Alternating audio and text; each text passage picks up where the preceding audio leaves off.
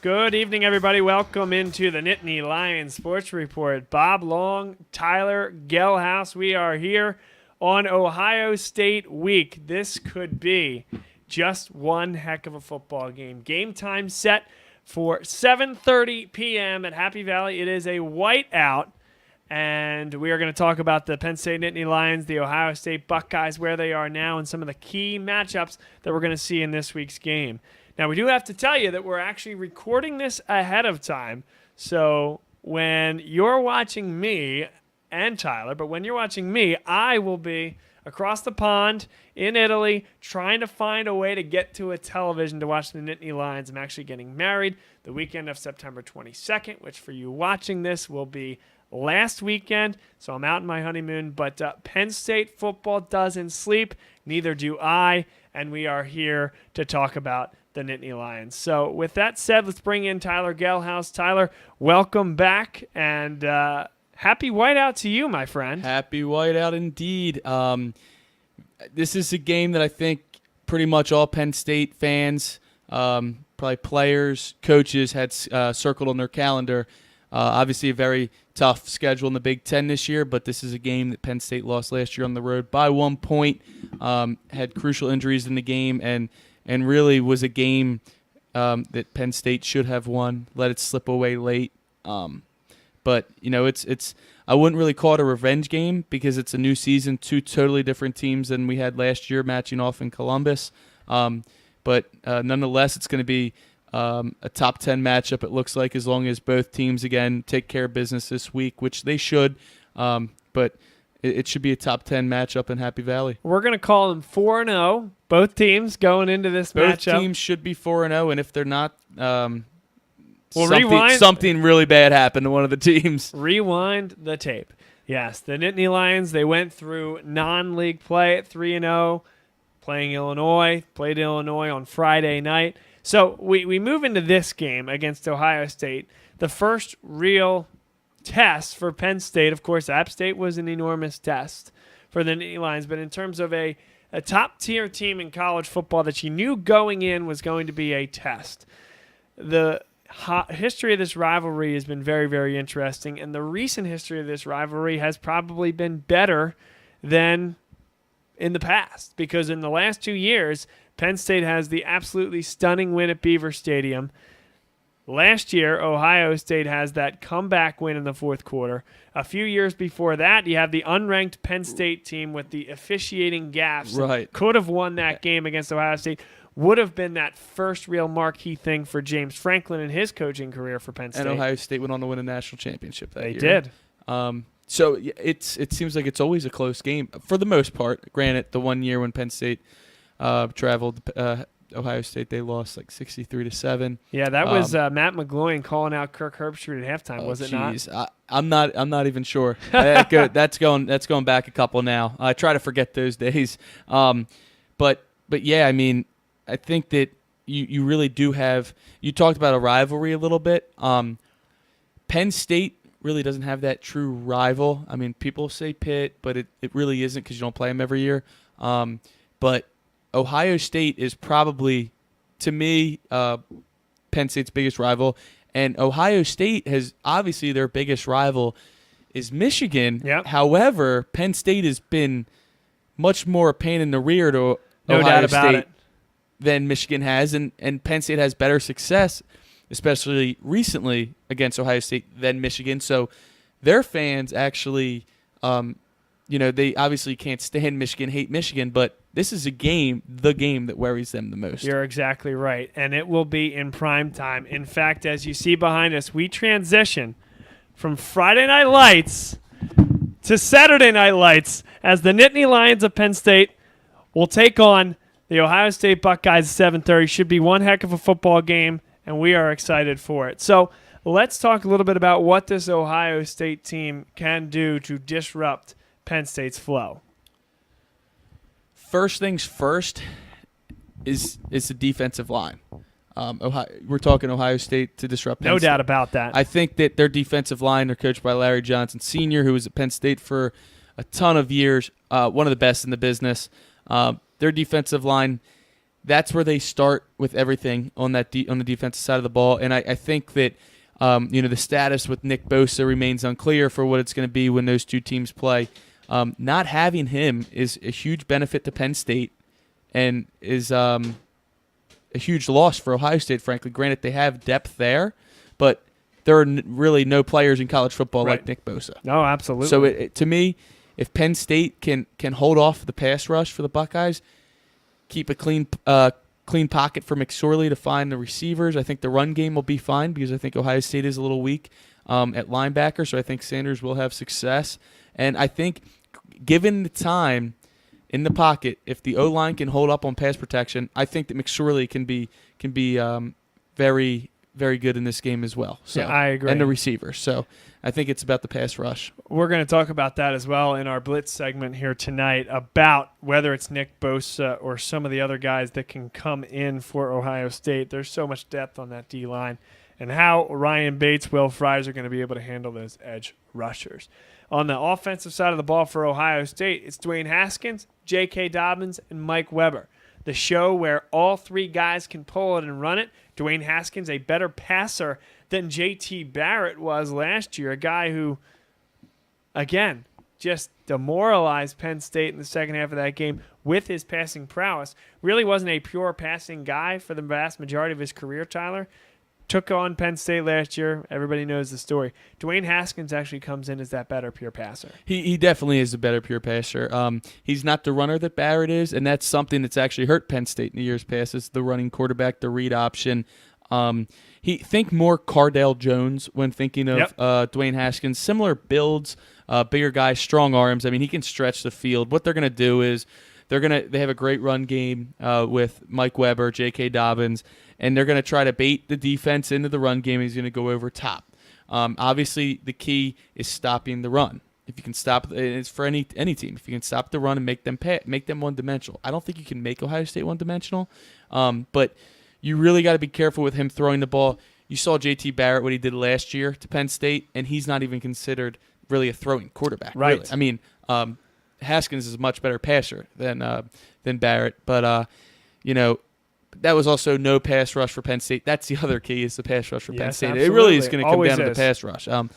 But I think that the key is, he's not going to beat you with his legs, but you also can't let the other running backs kill you with his legs because if they get going, it's just going to open up. The safeties are going to come down, and they're going to go right over top. Yeah, I think you're exactly right there. And Penn State has struggled at times when that pass rush doesn't get to the quarterback. And that's going to be just about anybody.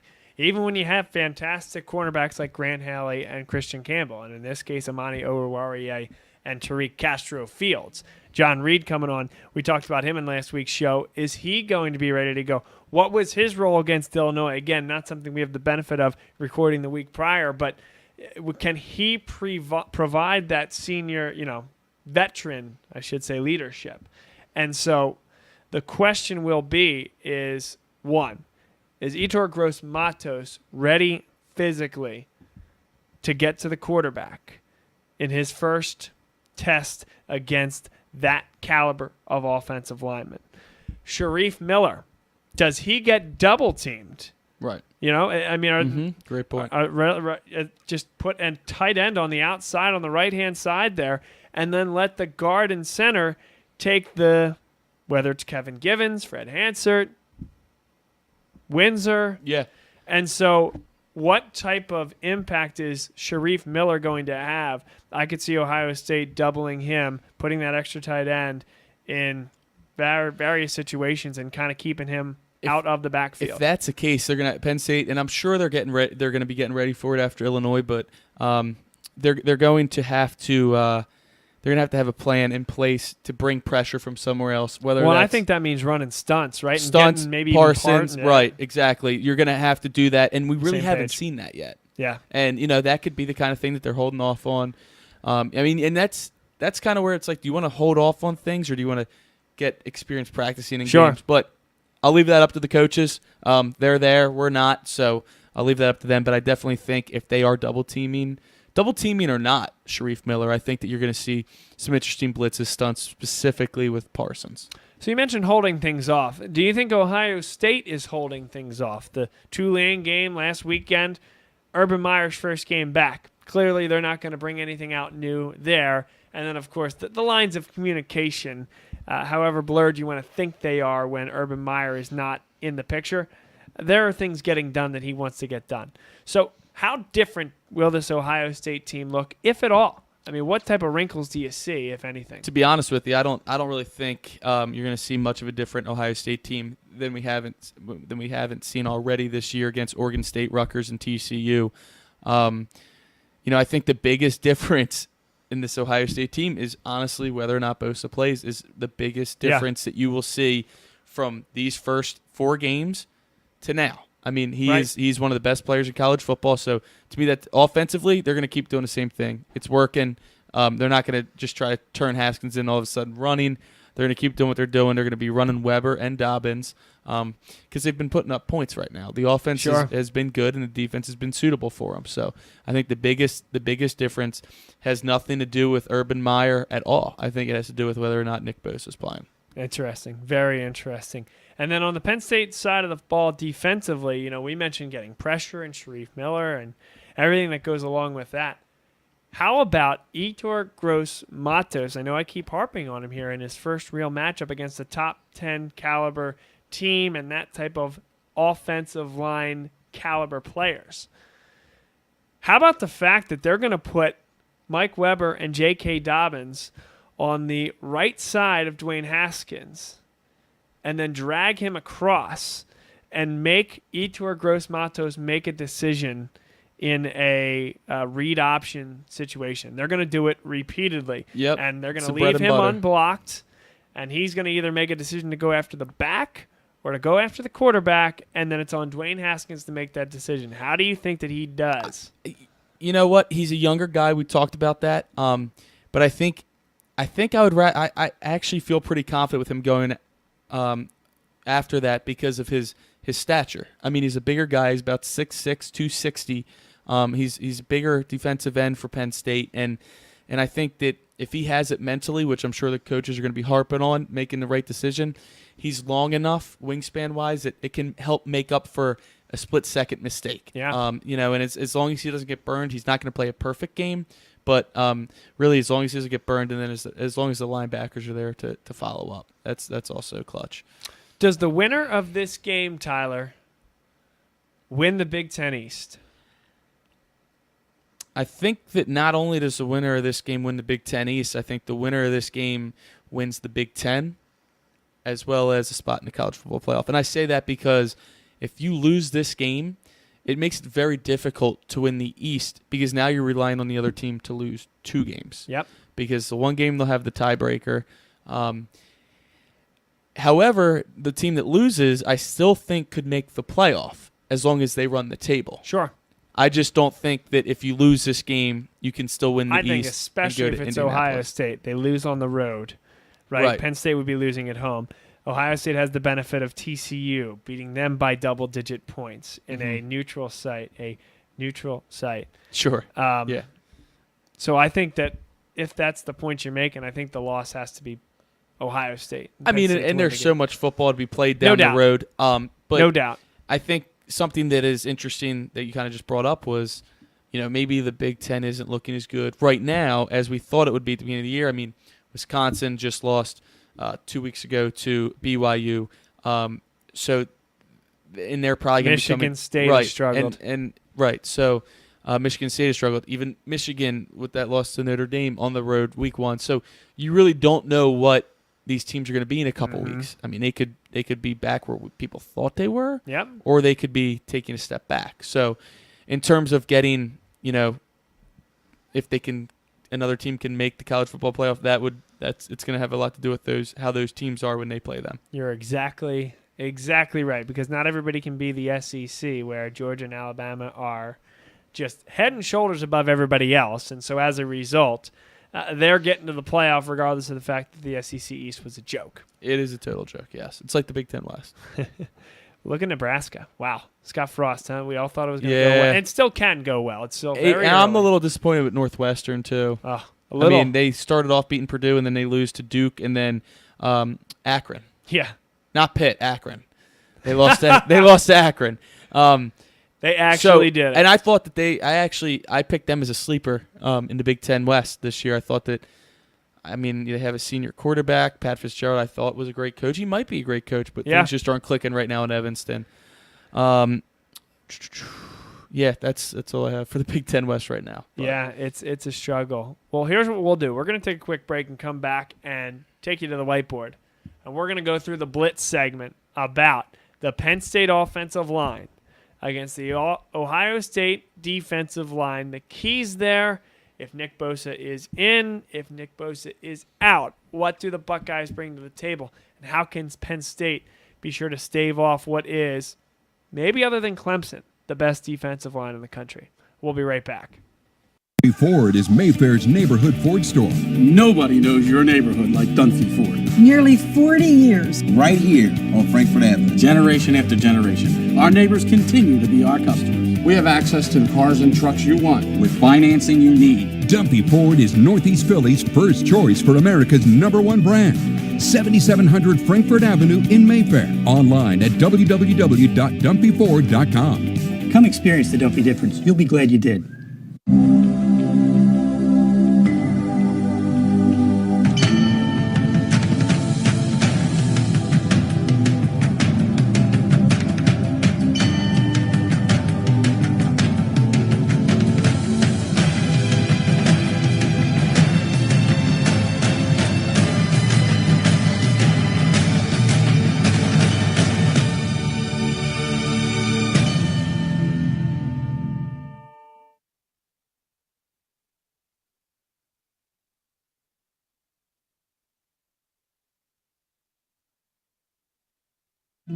What does your character look like?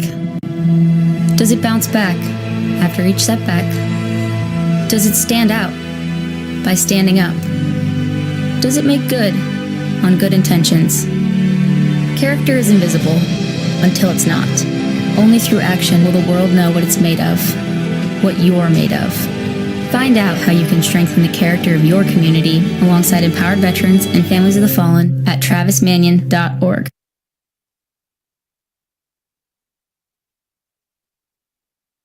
I would say that LaSalle is dynamic.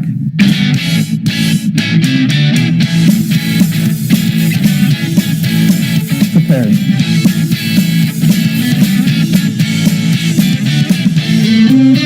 Active.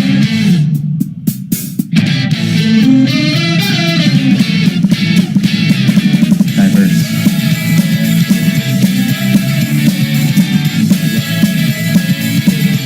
Brotherhood.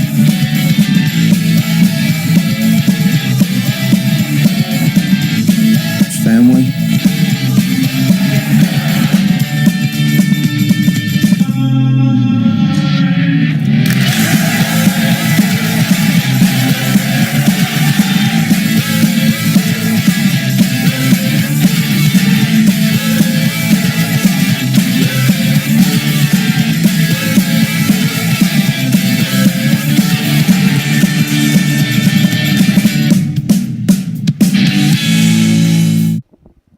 Welcome back to the Nittany Lion Sports Report, everybody. Bob Long here with the Blitz, and we take you to the whiteboard now. The Nittany Lions taking on the Ohio State Buckeyes this weekend, and the big key will be, can the defensive line of Ohio State get into the backfield of Penn State? And what can Penn State's offensive line do to keep the most athletic D-line in the country out of the backfield? The first question is, will Nick Bosa play? And at the time of this recording, it's very uncertain. He got hurt in the TCU game and was sitting on the sideline. The question is, will he be able to play? Because he is absolutely 100% a game changer. Last year, Sam Hubbard, same type of game changer for Ohio State, able to just run through some of the offensive linemen for Penn State. And another big reason why Penn State struggled last year was that Ryan Bates got injured in that Ohio State game at Ohio Stadium.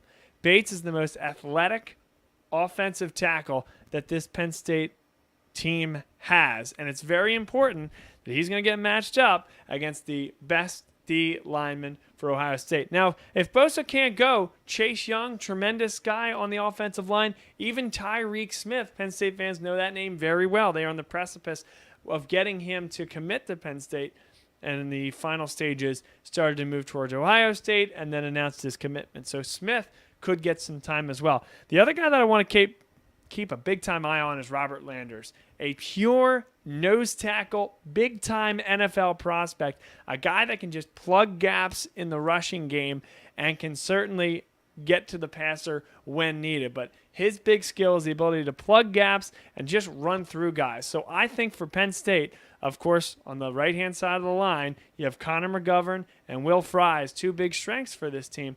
But the left-hand side of this line, which has not been bad, Gonzalez has been solid and Bates has been good, it will get tested against Ohio State in a big way. And frankly, they haven't seen anything like this Ohio State team this year. So what's going to happen on the Penn State side of the football? Well, Ryan Bates is going to be able to go up one-on-one against Nick Bosa. But the other important thing is that from a tight end perspective, Penn State has a lot better blockers, and not just in the run game. You can put a big guy like Jonathan Holland out here at tight end and have him move up the field with Bates and try to take Nick Bosa out of the play. There's a Freudian slip for you. And then on the Landers side of the ball, Bennett and Steven Gonzalez can be the guys to take him on. That's going to be a key. And again, Nick Bosa, will he play? That's going to be a key as well. On the Penn State side of the football, from an offensive perspective, McSorley, as well as all the running backs that they have. Miles Sanders is going to be a guy that's featured in the run-pass option. It's something that Penn State has made its hat on over the last few years. And from Joe Moorhead to Ricky Ronnie, that really hasn't changed. So, what are they going to do when you're running at the most athletic defensive end in the country? Is Bates going to leave him unblocked? Is Bates going to pull up the middle? I don't know if Penn State's going to feel comfortable doing that. They may have to run at the other side. Maybe that is Chase Young that's over there playing. Jonathan Cooper out there playing on the left-hand side of that line. Maybe they run all their option plays that way and force Bosa to kind of try to get into play from behind, but essentially you're running away from the best player on the field. At the end of the day, Nick Bosa, I think, is the key to this game. We talked about it in the past segment as well. But whether he plays totally changes the way Penn State goes about things on offense. I think the presence of Holland is going to be directly correlated to whether Nick Bosa is out there for a majority of the snaps. Robert Landers' impact is going to be impacted by what Nick Bosa is able to do, and which way Penn State runs the football on the read option is going to be very, very much affected by whether Nick Bosa is on the field or not. So that's our Blitz segment for tonight. Everybody enjoy the Penn State-Ohio State game. Keep that in mind as you're watching it. And we'll take a break and come back on the other side here with the Nittany Lion Sports Report. Ford is Mayfair's neighborhood Ford store. Nobody knows your neighborhood like Dunphy Ford. Nearly 40 years. Right here on Frankfort Avenue. Generation after generation, our neighbors continue to be our customers. We have access to the cars and trucks you want with financing you need. Dunphy Ford is Northeast Philly's first choice for America's #1 brand. 7700 Frankfort Avenue in Mayfair. Online at www.dunphyford.com. Come experience the Dunphy difference. You'll be glad you did. Welcome back to the Nittany Lion Sports Report. Bob Long, Tyler Gehlhaus here. Final segment as we break down the Ohio State Buckeyes as Penn State's about to head home after the road game at Illinois to take on Ohio State. Tyler, I know you wanted to talk about the game against TCU a little bit more in depth and some of the turnovers that TCU essentially gift wrapped for Ohio State. Gave them that 40-28 win. Not that Ohio State didn't play well, because they absolutely did, Sure they did. They created things, and there were a lot of scary things that they did offensively. But what about Ohio State's defense? What did you come away thinking based on the way TCU was able to move the football? Yeah, I mean, TCU was able to move the football extremely well. They put up 28 points, also hurt themselves with some turnovers. Quarterback Sean Robinson threw 308 yards, touchdown, 2 picks. 2 picks hurt them, but very efficient moving the ball. They had a couple of big plays. Running back Anderson ran for 154 on 12 carries. 2 touchdowns. He had the long touchdown, 93-yarder. So I think that there's, no team in college football is perfect. obviously Ohio State's not, Penn State's not, Alabama's not, Clemson isn't. List goes on and on. Nobody's perfect. There's definitely flaws in every team, and I think that defensively, to me, it looks like Ohio State, without Bosa, obviously is not as strong as they would be with him. He makes them, the whole defense, a lot better.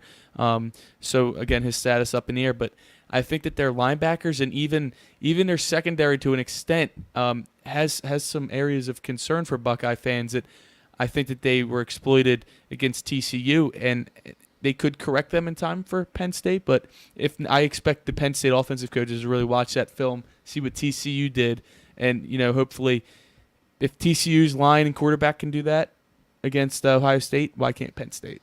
It really does make you wonder, especially in the last few years. I mean, Penn State, that loss to Ohio State had nothing to do with Penn State's offense. Right. I mean, maybe in the fourth quarter they started to struggle because I agree. The O-line deteriorated, but Ohio State, for as touted as of a defense and the personnel, how touted their personnel is, they've given up a lot of points in some big games. I mean, Iowa dropped 55 points against them last year. Yeah. And, TCU puts up 28. It could have been a lot more. You're seeing a team, even the first week of the season, though we don't want to parse that too much, you're seeing an Ohio State team that can get run on, can get scored on, and you can go over the top against them as well. And I think that is a strength of Penn State's, the ability to go over the top. I think back to 2 years ago, Penn State went over the top a lot more than they did last year. And this year I still think waiting to see whether they're going to go over the top a little bit more. And I mean, they went over the top quite a bit against Kent State, sure. And a lot of them were called back for holdings or pass interference on the rub pick play.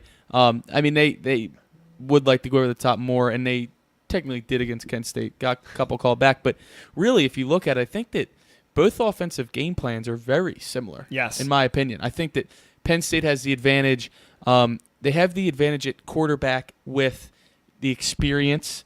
And running the football with the quarterback. Who the better passer is yet to be seen because Haskins is so young in his career. So you would say you give the edge to McSorley, but so far Haskins has proved that he could be every bit and more the passer that McSorley currently is. I mean, you really can't compare that. But really, I think both offenses are going to try to do the same thing.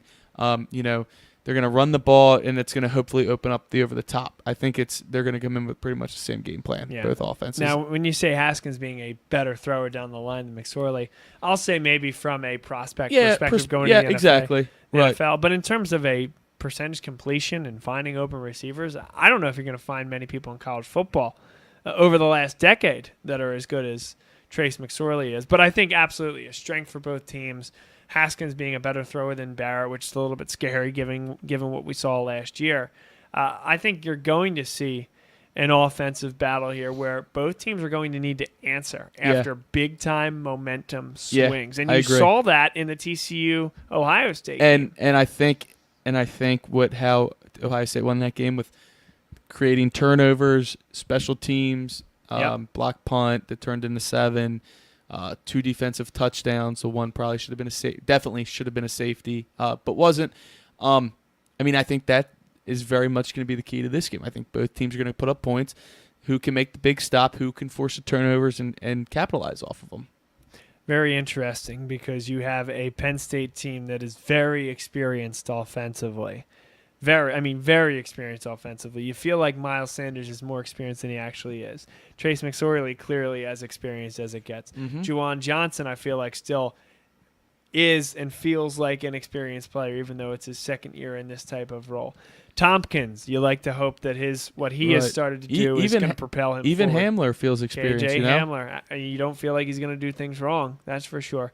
And on the Ohio State side of the football, J.K. Dobbins and Mike Weber, clearly both experienced guys. And Haskins is not experienced, but he's shown the ability to play really well. So what will he do in his first true road start at a hostile environment? That is the big question, I think. And I think, having the home field definitely helps with Penn State's pass rush because they're looking at the ball, whereas Ohio State's line is waiting for some sort of silent count, or you got to wait till you see the guy next to, and it trickles down. So it should help Penn State get a better rush off the edge with Gross Matos and Miller. Hopefully Simmons is back, Shaka Tony, whoever it may be. We talked about it earlier. I mean, that is the key, is getting the pass rush. And even though Ohio State might have a better defensive line, the home field crowd helps with Penn State's pass rush. Yeah. You know what's really interesting, though, and no one ever talks about, is when you're a defense, you need to get really good at communicating. You need to get at home. And Penn State has talked about that before. The players are like, it's extremely difficult to communicate when you're on defense because you can't hear, you can't even. Yeah. But it also, I mean, I think it definitely has a greater impact on. The signal, the other team, the defensive signal caller, whether it's your middle linebacker and or you whoever, better believe that it's a little bit easier. The Penn State defense will be practicing with the sound that week of practice for sure. Yeah. But it's just an interesting thing that I don't think gets talked about I quite agree. enough. I mean, the crowd makes huge impacts in football games and all sports, and you usually think, all right, their home field, but there are a few negatives. But I think the positives far outweigh the negatives. Clearly. Yeah. So I know we talked a lot about the key. I think we both have the key is both offensive and defensive lines and how those mash up. Anything else, or do you just want to go to predictions? I mean, like I said, and I think we talked about it last week on our last show with Pinniger not really having any pressure kicks yet. I mean, to me, this is when it's really going to start. I'm not saying game-winning kicks, anything like that, but I think that is something you have to watch for. Ohio State has a little bit more of an experienced kicker with Nurnberger. He's been around for a while. So I think that is definitely something to watch for. The special teams, a lot of times in these close games, it comes down what you think should be close game, special teams, mistakes, cutting down on the mistakes. I don't think you need to tell any Penn State fans that about an Ohio State game at Beaver Stadium. Yeah, but so I mean, from a prediction standpoint, last year I picked I didn't have a winner, but I said whoever wins the game, it'll be by 1 point, and it was. I think it's going to be another close game this year. Maybe not 1 point, but definitely one possession. It pains me to say it, but I think I'm going to go Ohio State 31, Penn State 28. Okay. I just don't know if this Penn State team is ready for a game this early in the season with Ohio State coming in here. I mean, they're a very talented team, and I think Penn State's every bit that talented, but I have that inkling that it might come down to a kick or something like that for 3 points. I think I do like Penn State. I liked Penn State last year as well. I picked them in that game, and if you asked me before the game, I would have still picked Penn State. If you asked me after the game, I still would have picked Penn State. I mean, that was a game where Penn State outplayed Ohio State for the vast majority of the time, and there was unfortunately some incidents that occurred. Now, give Ohio State all the credit in the world. J.T. Barrett had to have the game of his life, and he did, and they deserved to win that football game at the end. Penn State outplayed them for the vast majority of the game, however.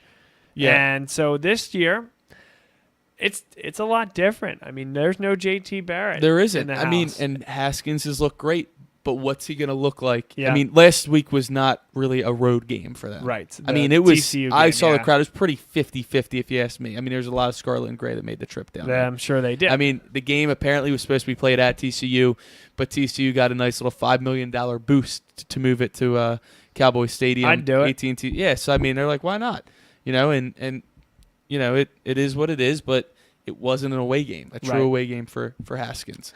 Yeah, so I think I like Penn State in this game 38-31, I'll say. And never underestimate the power of a whiteout. That's true. I mean, so what happened to Michigan last year? It is definitely the toughest. One of the toughest. I'm going to say the toughest because I'm partial to it, but and one of the best atmospheres in all the nation, really. Without a doubt.